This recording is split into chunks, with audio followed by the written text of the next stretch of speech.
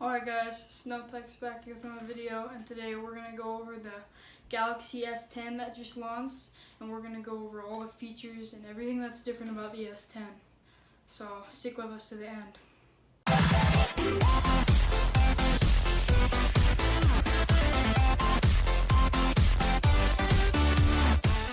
Alright, so the first thing you're going to notice when you open up the Galaxy or you look at the Galaxy S10 is that they got rid of that nasty notch, and now there is just a little camera cutout that they cut out inside of the phone, exactly like up by the status bar just for the camera. I personally think it looks a lot cleaner than the actual notch that Apple has. I think Apple should definitely be considering doing something like this. And even when you look at the default wallpapers on the S10, they don't even show the camera cutout at all. It's black up in that corner, and it's even hardly noticed at all.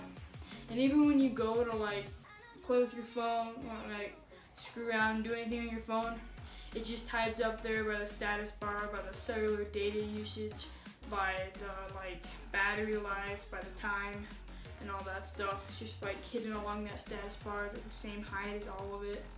And I really think they did a great job putting that in there. It's much better than a notch, and Apple, you should be taking note of this. Alright, so more things you'll notice when you first look at the new Galaxy is that they added a third camera on the back. This camera is basically just used to make the stuff longer, or to make a camera have a wider lens. Just because the human eye sees really wide, and they wanted to capture that with an ultra wide camera. And I personally think it's great. You can get the same footage that you'd get with a normal iPhone, but you have to step a few steps back on the normal one, and it captures it right up front, and it's really nice. Alright, going over for more things that the S10 has for it is that they're doing kind of what GoPro has done in their new GoPro Hero 7, is the stabilization, so that when you take a video, it stabilizes. You don't get the feel of it all going up and down and going everywhere. It's just still, it's flat, it makes video quality way more fun to watch. And I think this is also something else that they have topped Apple on, but yeah. Okay, so at this event they also announced that the new Android is going to have reverse wireless charging. So you're going to be able to charge what's on your other Android or any wireless charging capable device, just putting it to the back of your not i10, but your new Samsung Galaxy S10, and basically that's gonna be, you're gonna be able to charge what's on your other Android or any wireless charging capable device. They're coming out with their own version of AirPods. They're called Galaxy Pods or something. I don't remember exactly what they're called, but they're gonna be a main competitor for Apple's AirPods, and they're $130, which gives them the price difference.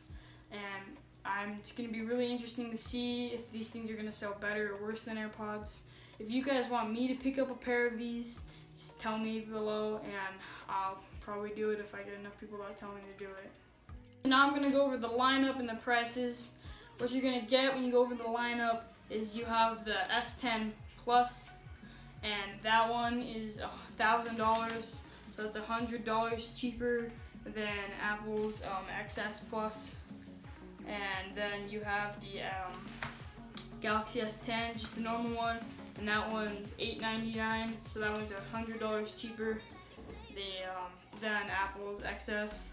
And then they also have recently they came out with a competitor for the XR. It's going to be really interesting to see which one is better there. They're both $750. I personally think that Android's lineup for the XR is better than Apple's XR, because they just give it way more functions. They give it a better screen. They didn't shy away from the dual cameras. So it's going to be interesting to see what Apple's going to need to do next year to step it up to these things. They are pricing it lower, which I think is smart. They need to be able to beat out Apple in the market. And Apple's really going to need to step it up next year if they don't want to start falling down the charts. basically it for the new Android setups. They're also coming out with a foldable phone, I think, soon. So stay tuned for that. But there it is. That's most of the stuff you need to know about the Androids. And yeah, see you in the next one, guys. Peace.